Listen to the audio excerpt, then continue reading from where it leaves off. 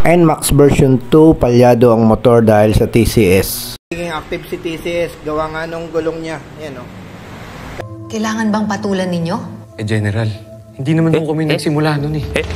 Yung kalbo. Kalbo. So, para hindi maging active yung TCS, gawa nga apektado ng kalbong gulong, ang gawin nyo, on nyo yung susi, tapos,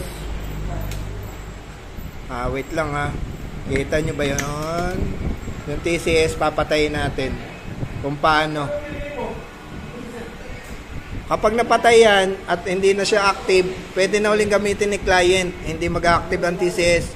Pero pag binuhay nyo uli yung susi, pinatay, mag-active na uli yan. Hanggat hindi siya nagpapalit ng gulong, magiging active si TCS. Ito, pakita ko sa inyo. Kung TCS on. Hanapin natin yung TCS yun. Wait lang, maingay. Nagbabalik tayo mga ka-works.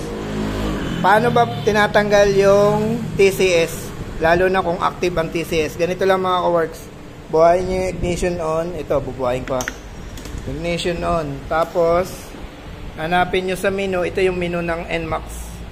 Yan o, naka-TCS on. Paano patayin? Yan o, naka-on. So, press nyo lang, long press. TCS on. Yan o, long press.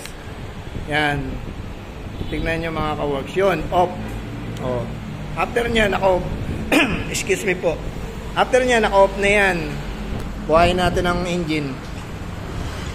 Ito mo, i-rev ko ha. O, yan. Diba, ang ganda i-rev. Kasi naka-off ang TCS. So, ganun ang gagawin ni client ngayon. Every time niya ang bubuhay ng makina, i-off muna niya para hindi siya active.